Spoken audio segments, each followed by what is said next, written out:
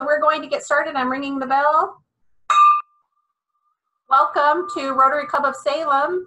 This is our 100th year. Who would have ever thought we would have found ourselves working through this particular set of circumstances, but we are, and you're here, and we're resilient as a club, and I'm thrilled to serve as your president. My name is Tammy Denny, and this is our 100th year. So, lucky us. Please join me for the Pledge of Allegiance. I pledge allegiance to the flag of the United States of America and to the republic for which it stands, one nation, under God, indivisible, with liberty and justice for all. Thank you very much. Okay, and now I want to be sure that we introduce our guest. So Jeremy, let's take Jeremy off mute, or you can unmute yourself. Jeremy, please introduce yourself. Hi there, my name is Jeremy Mackay. I'm the president of the Rotary Club of West Salem, and I also represent Ace Hardware. Whew. Go Ace Hardware. Thank you, Jeremy, for joining us today. Harvey Gale. Yes, Harvey Gale, past president of the Rotary Club of West Salem, and I'm glad to be here. Thank you. Thank you for joining us today. Mary Louise. Yes, good afternoon. Mary Louise Van Natta, Public Relations, South Salem Rotary. Are there any other guests that I've failed to note as I was watching everyone log in? Or did any of our members invite a guest that you've noticed has joined us? Warren raised his hand here. Warren, I unmuted you. Yeah, thank you. I just was wondering, don't we do invocation before introductions? I did it backwards today, so that's okay. All right. That's fine. I just wanted to be sure that we acknowledged our guest, especially in this virtual presence, and that we did that right off. So thank you, Warren. Okay, so invocation, inspirational words. Rabbi Ellie.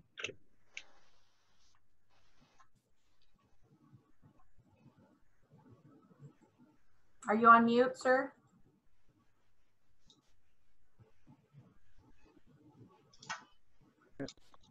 There you are. Unmuted now. Okay. There you are. Thanks. So I'm going to share a prayer that's written by someone in my movement in Judaism, the Reconstructionist movement, and I'm just telling you that up front because I know our invocations are supposed to be sort of non-faith, particular faith community based. So I'm asking you to enter in this spirit of contemplation. I'm not asking you to pray what I'm praying, just to hear this in a contemplative way. So this is called For a World in Pandemic by Suzanne Sabransky. We are a global community. We travel from here to there, country to country, sharing the good and the bad. In this time of trial by disease, we are learning what smaller populations have lived and do live through, learning what developing nations know and have known for too long. We have been arrogant and blind. We have been prideful and weak. We have forgotten the past and we have neglected the future. And now we must atone. We must pay the price for not caring. Creator of all, we seek your protection, even as you are showing us the error of our ways. Your methods are harsh. Perhaps we failed to listen. You have tried to wake us from a stupor, yet we consistently preferred to doze. Now we are awake. Now we must listen. Now we can see the truth. Now we acknowledge that our lives are in your hands. Treat us mercifully, bless us with courage, bring us strength, be loving in your convictions. You who creates the day and brings about the night, please bring an end to this darkest of nights and return us to the daylight of your way and your will. Thank you, Rabbi Ellie. All right, and now let's move into our bell ringers. Brenna. Yes, so I have 5 bell ringers to share with you today. If, as I'm reading these, you think of something fabulous that you would really like to share, please use that raise hand, and then I'll call on you once we are done with these 5. So the first one is Harvey Gale, our guest. Harvey, past president of West Salem Rotary, announces the annual berry sale and has a completely appropriate background to go along with it. It is in progress by 28-pound container of fresh Oregon strawberries. This year, with everything going on, only strawberries are available. Delivery is mid-June. Go to westsalemrotary.org.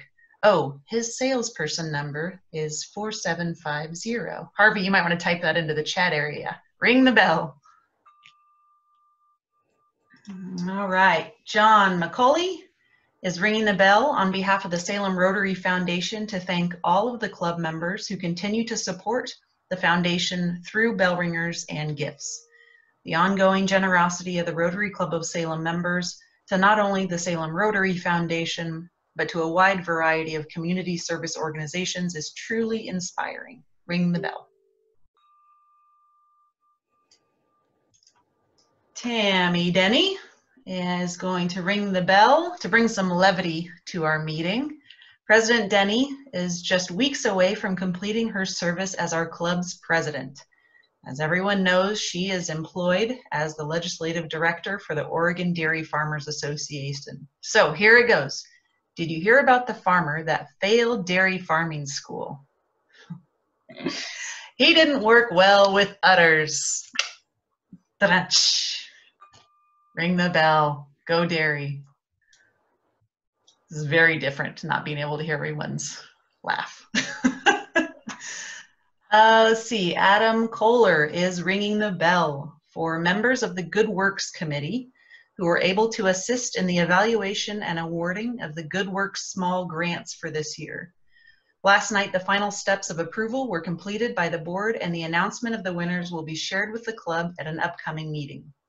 The evaluation process is one that has its hurdles, but the input and experience of these committee members is invaluable and greatly appreciated as we work to the final decision. Thank you for your time and contribution to this process. Don Bostwick, Steve Horning, Ron Kellerman, Roger Kirshner, Scott Larson, John McCauley, and Tom McGurr. Ring the bell. And the last one I have sent in advance is from Linda Bednars. Linda is ringing the bell for creative nonprofits during this time of COVID-19 and specifically for Salem Leadership Foundation. SLF will be having a virtual Fancy Friday on Friday, May 29th. Instead of their usual luncheon, the dessert event, they are producing an inspirational, exciting, crisp 29-minute video to be watched either at 7:30 a.m., 12 noon, or 7:30 p.m. that day. Linda will be a virtual host for the 12 noon event. She would welcome Rotarians to sign up and share their experience of that event together virtually through text. Let her know if you are interested. Everybody can sign up for whatever time they want and participate through the SLF website, which is salemlf.org. And Linda, if you want to type that in the chat area so people can click on it, that'd be good. Linda will be sending out the link, there you go, to anybody interested. Many nonprofits are needing to be creative in the virtual environment for their fundraising this spring, and as Rotarians, let's support those we can. Ring the bell for SLF and creative nonprofits. All right, Lauren, I see you have one, and I have attempted to unmute you, and I'm lowering your hand. Go for it. All right, can you hear me okay? Mm-hmm. Sweet. I'm just gonna ring the bell for 3 COVID tests that came back negative that were in my very close inner circle in the past 48 hours. Very thankful for that. Very good. Anybody else have anything? I do not see any others, Tammy. And I don't see any physical waving of hands either, because Ozzy helped to get our attention a couple weeks ago, putting his physical hand in the air rather than his virtual hand. So great. All right. Thank you for all the bell ringers. SRF really appreciates that. And we appreciate your support. So thank you so much. And thank you, Harvey Gale, for your bell ringer as being one of our guests. We appreciate it. Now we want to go to club announcements. I'll start with our treasurer, Chuck Swank. Does that work? Yes, you're live. In my traditional role with my hand out, after I recorded all the bell ringers, it's dues time. It's going to be a little different this year. No handing me your card, I think, at the convention center. We are sending out all email dues notices. They should go out during the rest of this week and maybe early next week. It is imperative that your email address in DACDB be accurate, because that's the list we're using. Dues are due not later than the 30th of June. I really would like acknowledgement by the 15th of June. You can pay them by check to our P.O. box, or if we ever meet, you could pay them that way. Alternatively, if you want to use a credit card, and this is all on your dues notice, you can go on the Grove Mueller Swank website and pay your bill and annotate it as Rotary, and that way we'll collect for those of you who want to use credit cards online. Any questions, and please, if you have any questions, my email is in DACDB, or it's also in the dues notice. If you don't get a dues notice, please contact me. Great, thank you very much, Chuck. All right, and next announcement that I'm aware of, Claudia Vorse. Myself. There, I unmuted myself, and I have a very real clipboard in a very virtual world. So I have 3 upcoming vocational events that you can join for the first 20 people that contact me, only at claudia@prsalem.com. Don't contact me through the chat. Don't text message me. Just email me, please.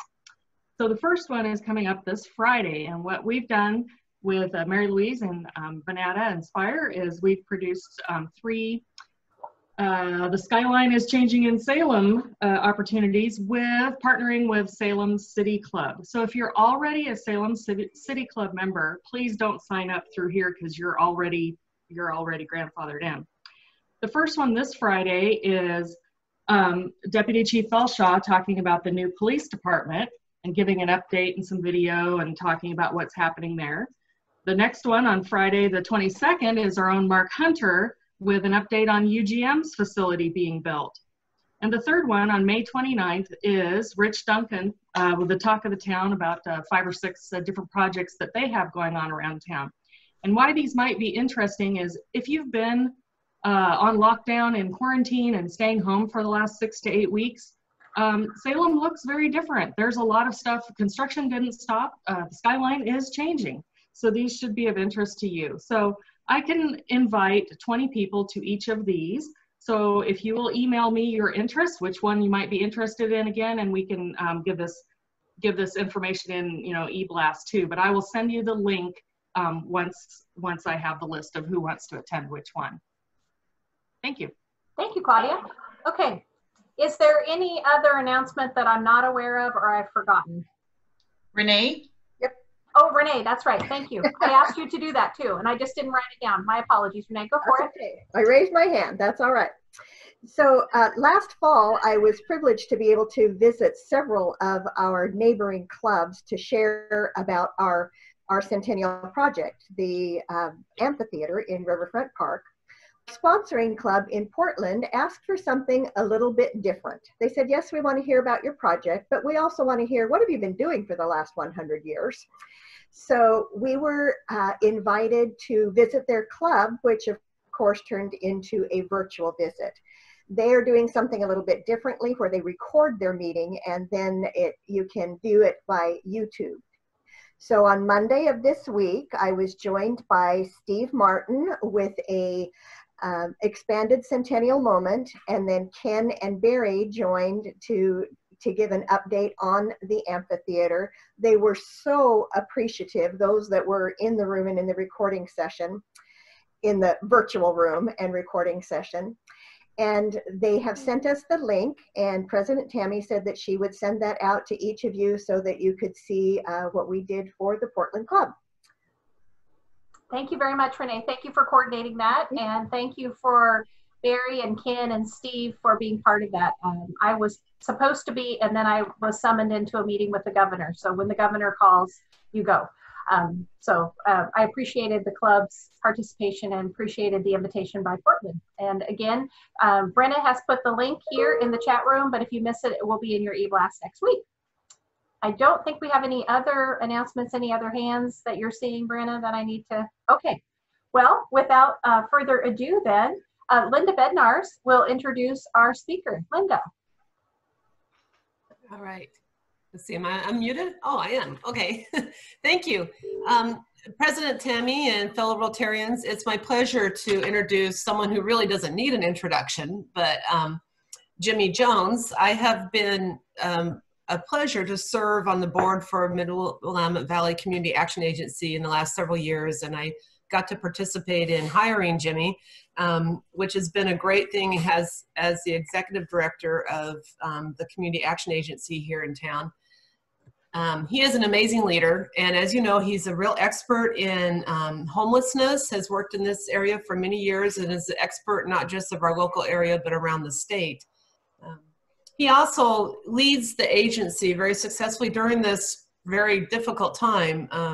Just to refresh some of your memory, if you're not aware, that the agency also does Head Start, and now they are doing some daycare for essential workers at the Head Start locations.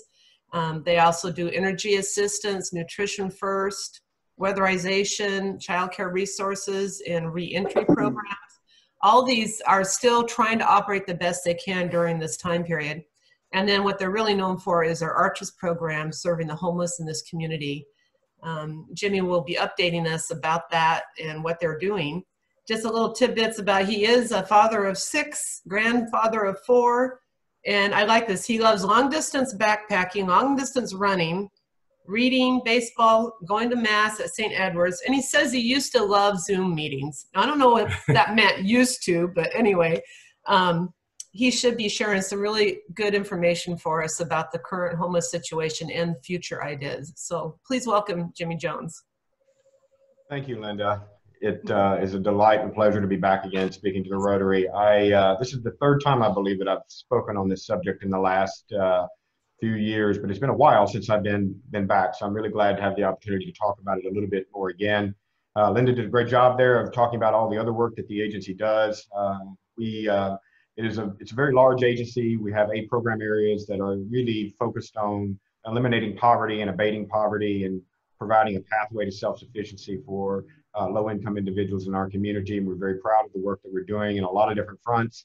You may know that we operate Home Youth and Resource Center. We operate a very large Head Start program with about 1,003 spots at the moment, energy and weatherization, and many other programs. And one of those programs, one of the 8, is the RCOS project, and it deals primarily with homelessness and housing instability, and that's what I'm here to talk about today.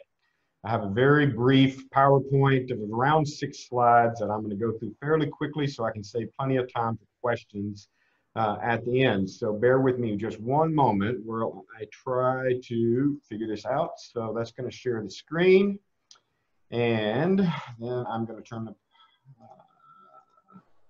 presentation here, and then click this button. So now everybody should be able to see the PowerPoint. Am I good? Yeah, you're good. All right. So this is a general update on what the homeless situation is in Salem, and it has been really, we've been kind of caught in this sort of status quo situation for about the last 18 months. It doesn't mean that homelessness in terms of an issue is not in some ways really being addressed at the local level and at the state level. In fact, we are drawing down the number of homeless individuals in our community. You may not be able to tell that just from observations, but we're getting an awful lot of good work done. So what I want to talk about a little bit today, however, is a question that's on a lot of folks' minds. So when people think about homelessness, they think about many different kinds of homelessness. So they think about a lot of different living situations. And generally speaking, the federal government, HUD, categorizes homelessness in one of 4 ways. And depending on how it's categorized, depending on what living situation somebody falls in, there are very different resources and opportunities and programs available for individuals. So it might be somebody who is 16 years of age and run away from their home and fleeing and looking for safety. It could be somebody, a family, for example, that's fleeing from domestic violence. It might be someone who already lives in an apartment, category 2, but they are, because of loss of income, facing imminent eviction. They could be folks who lack regular nighttime places of accommodation. They might be couched with their grandparents or sleeping in somebody's garage or living room. But the kind of homelessness that I'm going to talk about today primarily is what's known as category 1, or folks who are literally homeless. And within that, those category ones that you see there at the top in blue, you have generally folks who are living on the streets, which we saw a lot of over the course of the winter, folks who are camping in public parks, which we see a great deal of at the moment, but also folks who are living in their cars and living in shelters like Samanka Place or UGM or other shelters. I'm primarily going to be focusing on today these folks who are literally homeless or category one and who are also unsheltered. That is, they're living on the sidewalks or living in the parks. They may be living in their cars, but primarily that group of individuals. Now, that population can also be chronically homeless if they have been homeless for more than a year and they also have a disabling condition. Now, that could be a physical health problem, it could be a substance abuse problem, it could be a mental health condition. So the combination of the time and the condition can make somebody chronically homeless. And as we've talked about many times in the past, Salem, for a variety of reasons, has a little bit larger chronically homeless population than what we would otherwise expect in a city of this size. So there are many different need levels within that unsheltered, largely chronically homeless, literally homeless population. And so as an agency, in terms of figuring out where people need to be assisted and what kinds of resources and assistance they need, we use an assessment tool to essentially break people down into one of three need levels, one of three groups. And we kind of refer to them as low, medium, and high. So we use a tool called the VI-SPDAT, which is a nationally normed, evidence-based tool, which is designed really to figure out whether or not you fall into this high, medium, or low group and what your vulnerability levels are, and perhaps sometimes what your specific vulnerabilities are. So if you score low on this instrument, the range is 0 to 20, you're somebody we call diversion candidates. Those are individuals who have fairly low needs. They may never have been homeless before. They may have only been homeless once. They probably don't have a physical health problem or a substance abuse problem. Mostly they just lost some income. So the best practice to help those individuals is to provide deposit assistance, first month's rent, one-time support, and referrals to other community projects so that you can really get them back on their feet as quickly as you possibly can. This middle group, which is much, much larger, are folks who are of more moderate needs, and they are folks that we refer to as in need of rapid rehousing. And the idea behind rapid rehousing is you take somebody who's literally homeless, you place them in a unit, you provide them with supports and resources, and then over the course of time, that housing will normalize their living situation and they will become self-sufficient. So that when you withdraw that support, they will immediately begin to be able to take care of themselves. Now, historically, rapid rehousing programs generally only are designed for 3 to 6 months. But because our need levels here are a little bit higher than what we would expect, it's not uncommon to see that assistance taking a year to 2 years to achieve the desired results. But again, the goal there is self-sufficiency. And then at the highest level, and these are the folks that you saw camping outside of Rite Aid, camping across from Nordstrom, in the heart of the downtown this winter, we talk about people who are in need of permanent supportive housing. So the goal for the first two groups is really self-sufficiency, that they will be able to take care of themselves in the end. For this group, most of them are not going to be capable of self-sufficiency after any normal period of time, 6 months, 2 years, things of that nature. So the best practice here really is to provide housing, but not focus on a date and time when these individuals will be able to take over total support of themselves, but essentially focusing on harm reduction. That is, if they have a serious substance abuse problem, you try to reduce that substance abuse problem. If they're not connected to mental health resources and obviously need it, you try to get them connected to mental health resources and get them on medication so that that barrier is reduced so that they can achieve some element of independent living. Usually, especially here in Salem, in the heart of Salem, when we look at this particular group, we see what we refer to as individuals in trimorbid situations. That is, not only have they been homeless for a year or more, but they have a physical health condition and a mental health situation and a substance abuse problem. And when you combine all that stuff together, it becomes exceptionally difficult to get these folks housed and stabilized over any sort of short or intermediate time period. So what's going on right now? Well, one of the questions I get very frequently is what happened to all the homeless folks who were in the downtown? So as you may know, we had pretty much a status quo that existed in the city and in and around the city up until about the summer of 2019. And then because of some trespassing actions that were taken over in Polk County, but also some very aggressive trespassing that that ODOT took in South Salem, many of those folks, the traditional equilibrium was kind of disturbed, and then they were shoved into the heart of the city. And if anybody's interested, I got maps of how that happened a little bit later. And as such, we had a very large concentration of people come into town in the winter, even more than normally comes into town in the winter. And when that happened, we sort of reached a crisis level very quickly. City Council enacted a no camping ordinance, and the desire was that those folks would enter shelter and then enter housing programs and exit homelessness. But because the need levels were so high and some of the addiction problems were so great, what they chose to do instead of seeking out sheltering options, was essentially to go out into the downtown and to try to make camp along the city streets under the overhangs out of the weather. And so as that situation wore on through the winter and into the spring, we had begun to plan for the COVID situation in February, and it became obvious to us in March that this was going to be a very serious problem. So we went to the city government and said, let's suspend the camping ban, allow people back into the parks, and get them out of this downtown area where our vectors for infection are going to be so much greater. One critical thing you have to realize is that when somebody is homeless, they have absolutely zero capacity to be able to follow the public health advice that's been given to them. They cannot practice social distancing. They do not have the capacity when they're sick to self-isolate and to self-quarantine. When somebody's homeless, or rather when you get sick, you tend to stay in bed. You can close your door, you can pull the covers back over your head, and you can go back to sleep. But a homeless individual gets up every morning, they go to Rite Aid, they go to Fred Meyer, they go to Safeway, they're constantly on the move. So that creates a very dangerous situation whenever we have a pandemic like this one, for the potential of not only concentrating the virus in the homeless community, but also spreading it in very dramatic ways in a downtown. So the city agreed with that, opened back the parks to camping. And so almost all of those folks who were in the downtown have gone back into Wallace Marine. They've gone to Cascade Gateway Park. And there are, of course, other individuals who are still camping in small spaces all throughout the neighborhoods. We have a heavy presence over there on Lancaster as well in East Salem, which is an area I think we need to do a lot better with in regards to working with the homeless. How many do we have in the area? Generally, people talk about the point in time count numbers every January. We don't use that number as much because it hides a lot of what's really there. So our year-to-date numbers, and these are physical year, so this goes back to July 1, 2019. Since that time, we've assessed a little bit more than 1,100 households.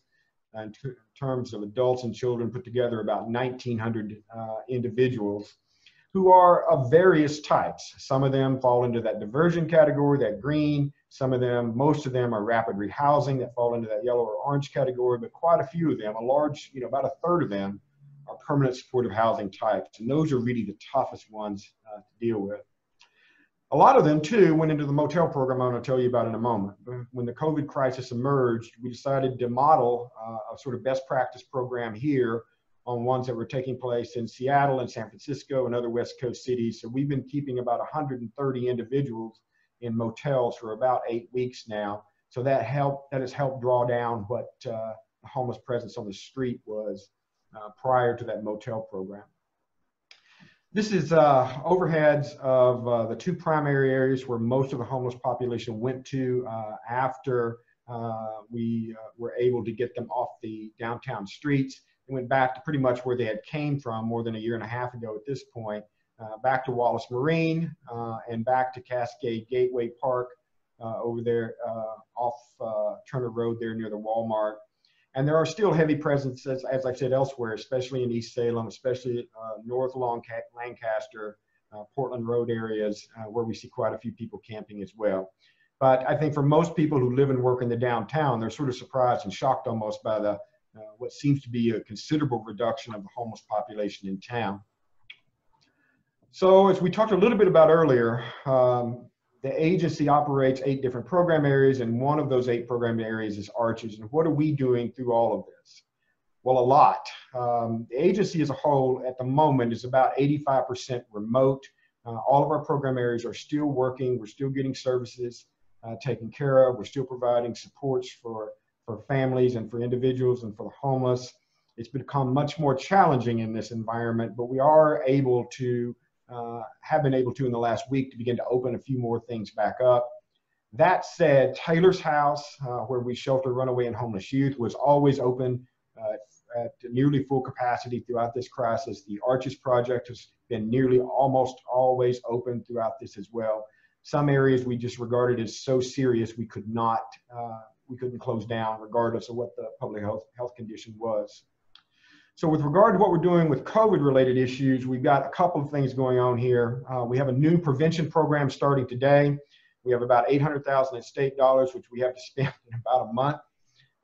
And this program is not targeted toward the homeless generally. This is targeted toward people who are already in apartments, who have had income loss as a result of layoffs and furloughs and that sort of thing relating to COVID. And so this is just to kind of catch them up on the rent that they have not been paying. The Statewide Landlord Association breaks rental units down into three categories: Class A, B, and C. Class C are the lowest income units, and in April, about 19% of those renters did not pay their rent.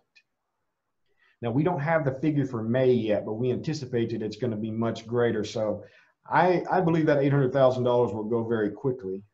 If anyone is interested in the details of that, I can distribute a flyer at the end of the meeting so that folks can have folks that they know connect with us if they're in need.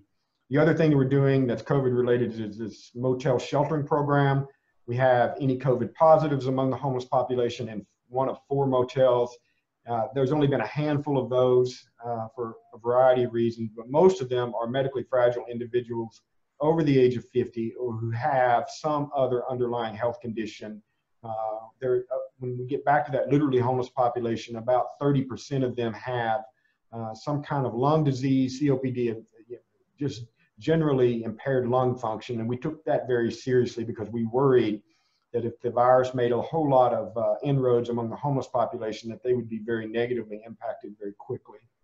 So that program's been going on for about 8 weeks now. We talk about things in terms of bed nights. That is, how many people have we been able to put into a bed over the course of a period of time.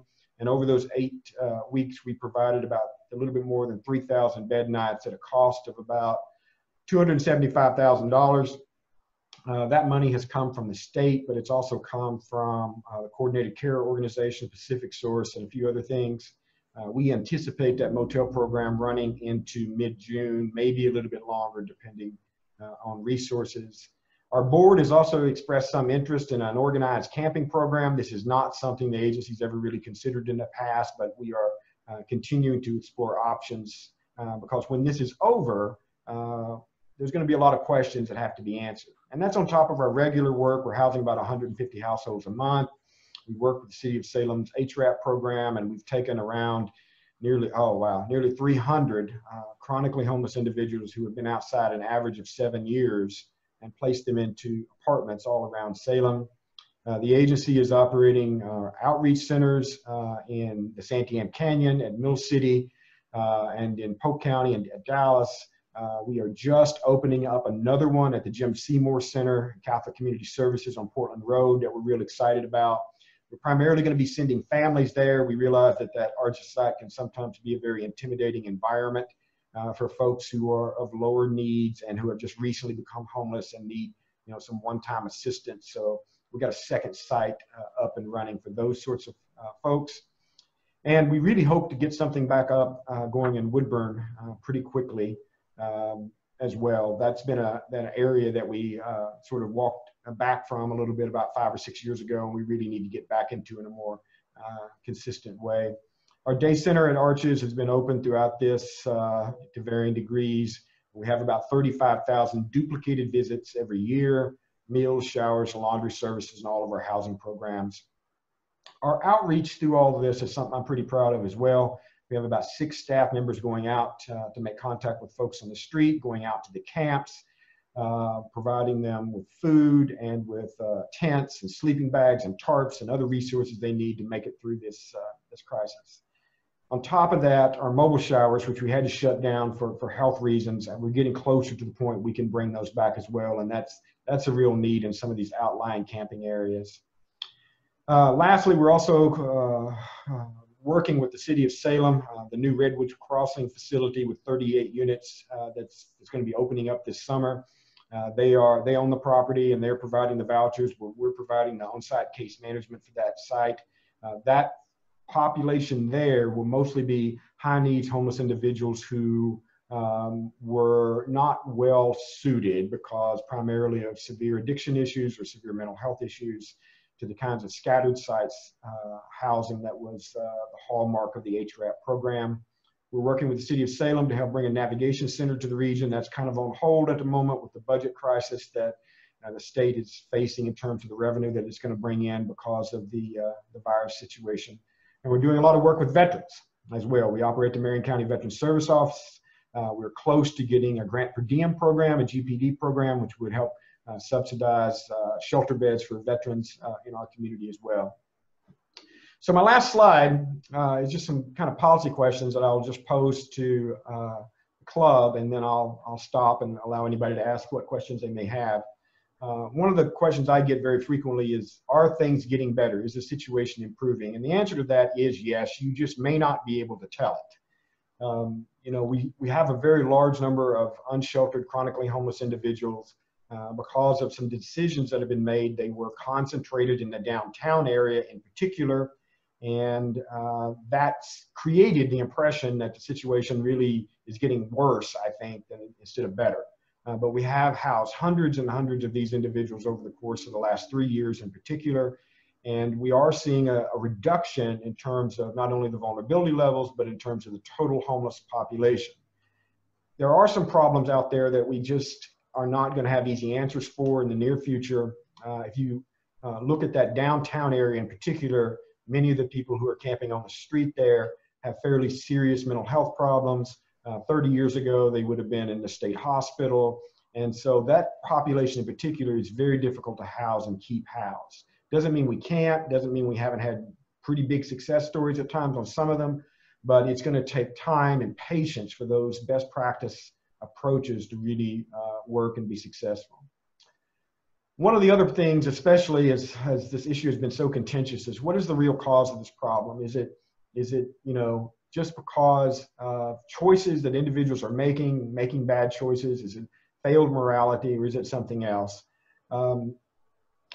It really doesn't matter in the end. We treat this as a public health problem because the impacts on the public health community are so great, and the clients are so great. It's not going to be a successful methodology to essentially take a moral approach to this. We tried that, for example, nationally with the war on drugs. That didn't work out very well. And, you know, a lot of people like to say if the homeless would just get a job, if they would just take a shower, if they would just exhibit some work ethic, if they would just, you know, then, you know, the clauses continue after that, if they would just. But generally speaking, we tried that for 30 years and it didn't make any difference at all. In fact, things got much worse. Rooted in that idea is the idea that people have to be ready for housing before you can successfully place them and get them help. But we know from the last 10 years worth of research that that's just not the case. The best thing to do is to just put people into housing and then to work on all the other problems afterward. That's the heart of that housing first idea. What about the state of Oregon? Are they doing a good job in dealing with this crisis? As you know, the numbers continue to increase. The unsheltered percentage continues to increase. The numbers of chronically homeless in the state of Oregon continue to increase. I will say that they have gotten a lot better in the last 2 to 3 years. They're at least taking this unsheltered population very seriously now compared to what they had done in the past. Quite frequently, their approach 5 to 10 years ago was basically to just provide prevention assistance. And it's sort of telling, even in the middle of this crisis, that when they do come up with, you know, essentially about $12 million to deal with COVID-related homelessness, $8.5 million of that was just given over to prevention. The idea is we want to keep people from becoming homeless. The research on that is mixed at best in terms of whether or not those folks would have ever become homeless anyway. So they're getting better. They're still got some room to grow on that in terms of what their priorities are if they want to make a serious dent in this unsheltered population in particular. But what about Salem? Are they on the right track? And I think the answer to that is yes. I think we have a lot of synergy and we have a lot of alignment between city and county government with the new continuum of care. We've got a lot of alignment with the nonprofits on trying to do something about this problem. That doesn't mean that we always agree on what the right answers are. And, you know, people like me who are operating large grants and government-funded agencies have very different concerns and priorities and political problems than city government does. And so they get very different kinds of pressures than I get. So sometimes our answers are a little bit different on what needs to be done. But I think in terms of the way that we're collaborating and all the projects that we're working on, I think that generally we're working in the right direction. There are two big questions ahead of us, though. One is, what are we going to do after the emergency situation with this COVID crisis comes to an end? Those homeless individuals that are in the parks, that are no longer in the downtown, are only in the parks because of the COVID crisis. Once that emergency order is rescinded and the camping ban goes back into place, the most likely outcome, regardless of what legislation, regardless of what ordinance is on the books, is that those folks will go back into the downtown. So we need to come up now with a solution for what we're going to do after this COVID crisis comes to an end. And then the other part gets back to that central tension that I was talking about a little bit earlier about what is our philosophy? Are we going to take the time to make sure that our best practices approach, that we're patient with them and give them a chance to work over, you know, several years? Or, you know, in some cases, are we going to be reactive and respond to, you know, what are very real concerns and very real pressures? I know many people in the downtown business community were terribly, terribly upset by what went on this winter, and they should have been. Those folks should not have been on those streets, and we didn't want them on those streets, and we wanted to get them into shelter or to find a place that they could camp without and put a tent up so they could have some level of safety and some level of shelter from the elements. But none of us want those folks going back onto the downtown streets. So we need a better alignment in terms of what our philosophy is so that we can make sure that the outcomes, the consequences of our choices, whether it's public policy or agency policy, are good ones. And the last question that I get from a lot of folks is, what can I do? Well, one of the biggest things you can do is continue to stay engaged on this issue. It's very serious. It's very difficult work, but you should have great expectations. There's a tremendous amount of state and local money that's going in to solve this problem. And what the only measurement of it in the end are its results. Are we housing a large number of homeless? Is it drawing down the number of homeless in our community? Are these programs successful? So keeping the pressure on and staying engaged, but also at the same time having a broader philosophy to say, you know, this is my community, and I understand that there are times that maybe I'm going to be inconvenienced by the homeless. There are times that I'm not going to agree that you know, city government has taken this particular approach. General support of all of these programs and all of these agencies and all of the work we're doing is something that's very valuable to us. And of course, the continued financial commitment of the community to help solving these problems, whether it's direct donations, whether it's support of the cities, budget projections and plans, or whether it's even lobbying state government to continue to provide more resources in the future. All of that is critically important. So I tried to save as much time as I could for any questions that anybody might have, and I'd love to address those now. Thank you so much, Jimmy, for your presentation, and thank you for being a member of our club. I really appreciate your words today and that update. I see that Ron Kellerman is in the queue. So Ron, your question. Hi, Jimmy. Good presentation. Thank you very much. Hey, this may not exactly be in your wheelhouse, but what are the policy options that the city council has to deal with this post-COVID situation? And what would be your preferred option, if you know what the options are? Well, there are a lot of options.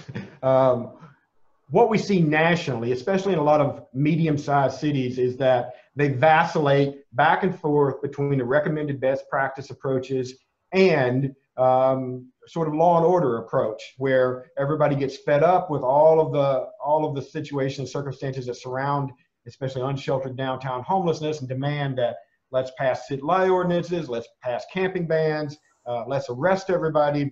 But the experience of all of that has been pretty poor. The track record of it has been pretty poor.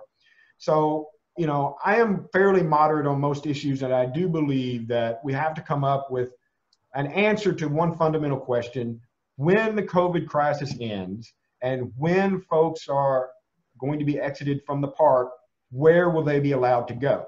Because if you don't have an answer to that, they're just going to go wherever they want to go, or wherever they think that they can find the pathway of least resistance. And my biggest fear is that they end up in the neighborhoods themselves. I mean, the downtown was a bad situation, and it was very traumatic for everybody involved. We had a baby born on the sidewalk down there. That was one of the biggest institutional fails in this city's history, in my view. But we have to be able to answer that question: where are they going to go? And so I'm not going to weasel out of that. I'm going to answer your question. I think they probably should be allowed to stay where they are. If the other answer is to channel everybody back into the downtown, because they will not go away. Okay, and the next in the queue is Warren Bednarz, and Tim Cowan, I did see your hand go up, so I will come to you next, and then Bo and John McCauley. So Warren? It's actually me. Okay, Linda? Jimmy, I know I've probably hounded on this issue before, but considering, you know, that the high percentage of those hardest to house are, you know, the mentally ill and the mental illness. And I know we've talked about this before, but are you aware of any push from the legislature, from the county, to increase funding for mental illness supported housing specific, you know, programs of really incorporating that in things? So there is some interest in those things. I think the Oregon Health Authority in particular says interest in that. They talk frequently with Oregon Housing and Community Services. OHCS is, before all of this happened and the budget crisis that came from it happened, was ready to pour a huge amount of money into permanent supportive housing, which is really designed to provide housing for many people in that with mental health conditions. But it has become such a resource-based question and so expensive. I mean, it is one of the biggest tragedies of housing policies in the last 50 years. If you go back to the late 50s, there were about 450 or so folks per 100,000 in institutions of care, so to speak, mental health institutions. And so somewhere along the way in the 60s and 70s, we decided that was a terrible idea, and they all would be better off if they were in their community in a community mental health model. So we tore all that old system down, and by 1990, there was around 25 to 30 people in institutions of care. Well, the idea was all those folks would get services and help in their local community, but the funding never went along with that. So essentially the entire system collapsed, and a lot of those people just went outside and stayed outside. I think there's finally a little bit of traction, but I haven't seen anything at the state legislature in the last year that would make me think that they are reevaluating civil commitment laws and things of that nature. Thank you for that. And Tim Cowan, your question? Jimmy, I don't know if you know, but I put in an offer to buy Hillcrest. But in the process of doing that, I did find people who would donate money and that type of stuff. Can you use that at all? So that's a complicated question. I'm going to answer it real simply and shortly. Yes and no. Any facility can be repurposed toward this type of solution to provide more shelter for the homeless population. That particular facility has some problems because of the design, in particular the utility bills there, and I've got copies of all this stuff because we did our due diligence on it as well.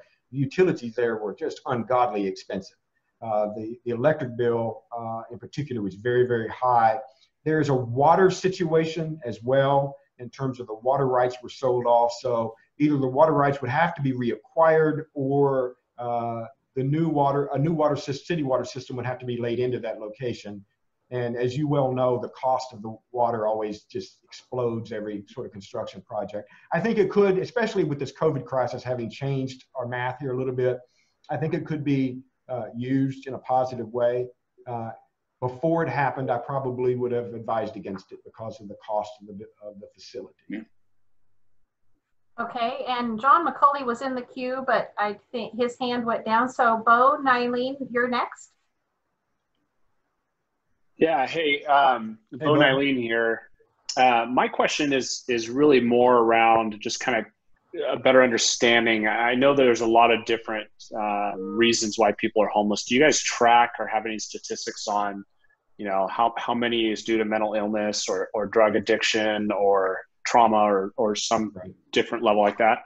So I didn't present any of it here today because I didn't want to bore people to death, but we have a data set that is enormous at the moment. We collect 100 data points for every single individual that we assess. So we have very good information on all of those things. The percentages change depending on which of those need levels that we talked about a few moments ago. But generally, you know, among the unsheltered population in the downtown, among those literally homeless individuals that are chronically homeless, you know, you're looking at mental health rates there of around 40%. You're looking at substance abuse rates there around 70%.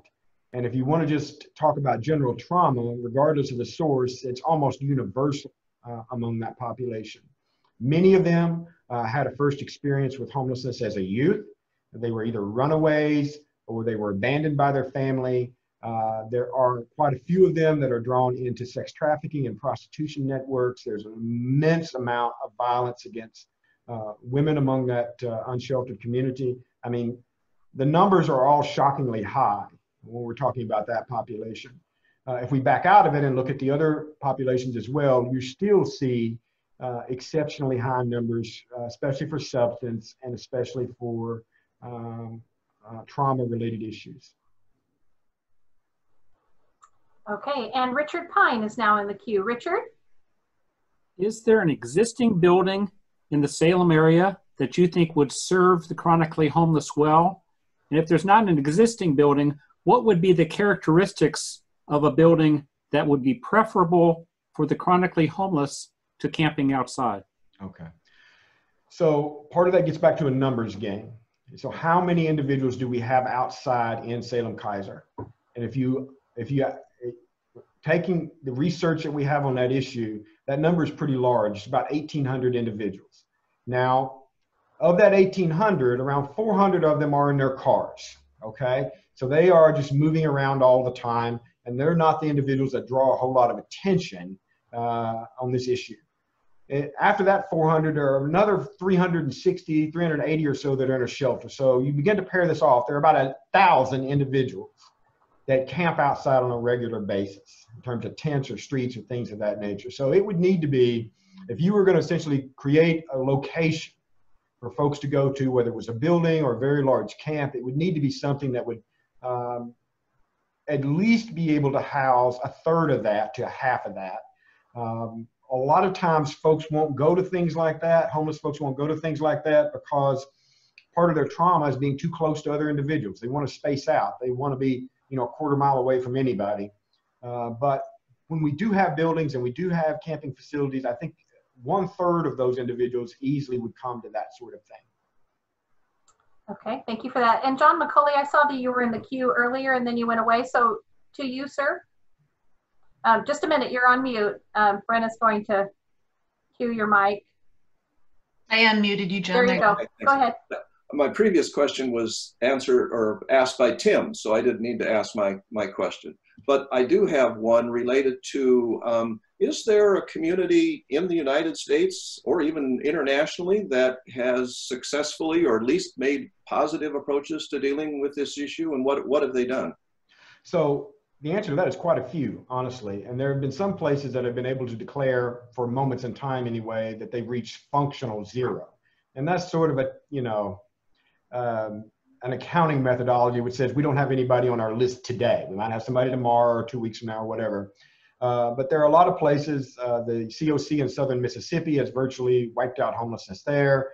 There have been parts of smaller communities in the East Coast and Illinois.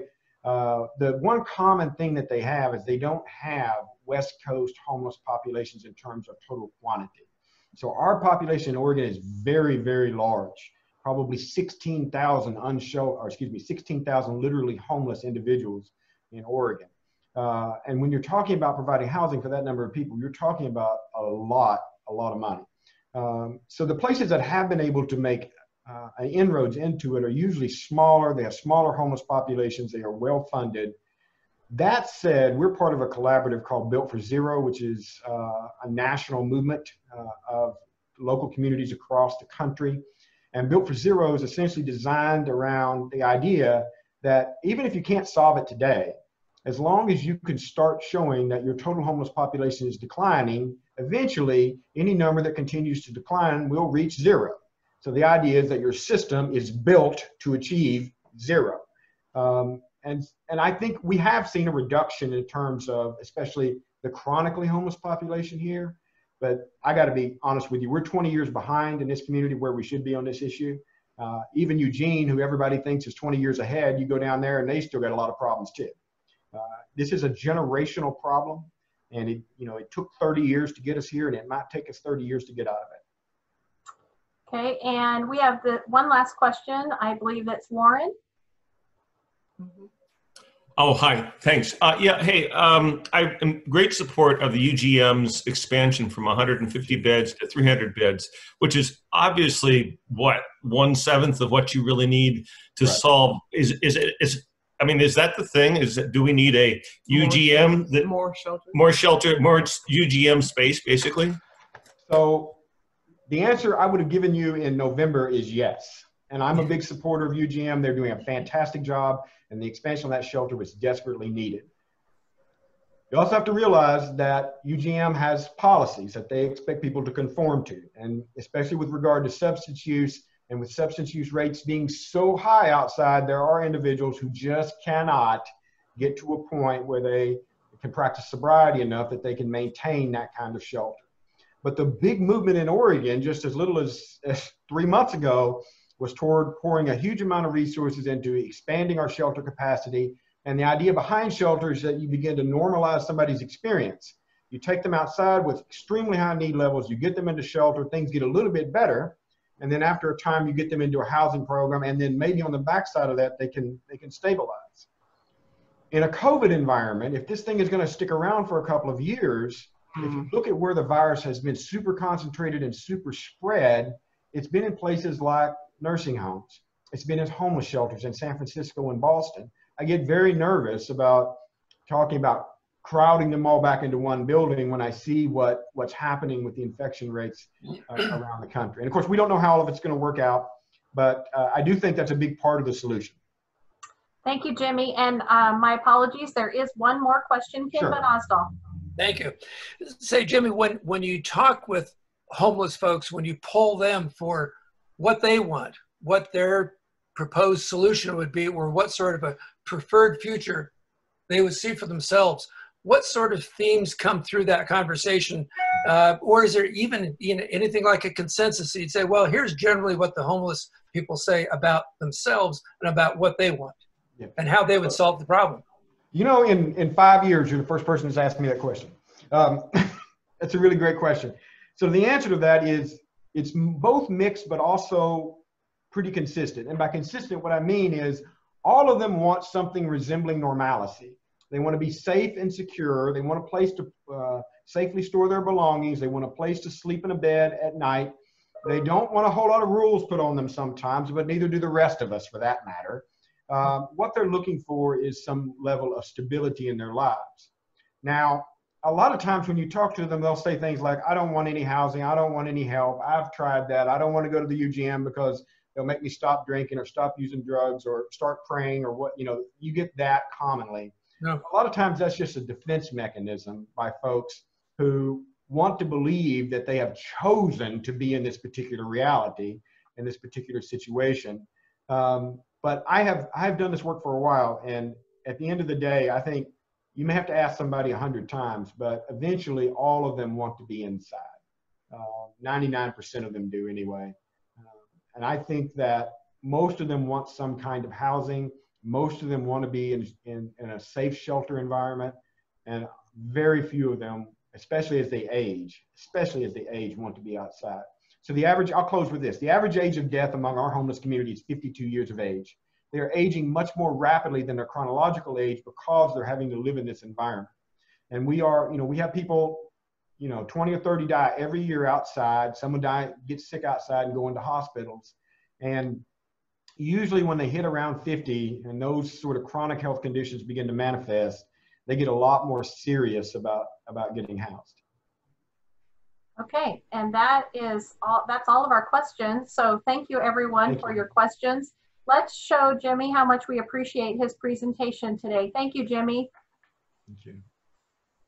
I wish we were all in the same room together so you could hear the uproarious clapping, but you'll just have to take our word for it, right? I'll take your word for it, Tammy. Okay, thank you again for your presentation. Thank you for being a member of our club. And because Jimmy is a member of our club, you can find him in our club roster. So if you have additional questions that maybe come to mind after we sign off today, don't hesitate to reach out to him. Is that okay with you, Jimmy? You can just give me a thumbs up. Okay, great. Okay, so thank you to our guests, Jeremy, Mary Louise, and Harvey for being with us today. I hope you've enjoyed this program. It's wonderful to have you with us today. Next week's program, you won't want to miss it. Molly McCarger is a farmer who will give us an update and a perspective from a farmer about the NORPAC situation. It's been in the news frequently, and so there's a lot that she's going to be able to tell us about firsthand experience as a farmer, and John McCauley will be our program chair for next week. So I think that concludes our business today. If I'm missing anything, somebody put your hand in the air, but if not, blessings for a wonderful week. Stay safe. I hope to see you soon in person, but if not, until we can get together again, just know you're in my thoughts and prayers, and I love and appreciate every single one of you. So with that, we are adjourned for today. See you next week. All right.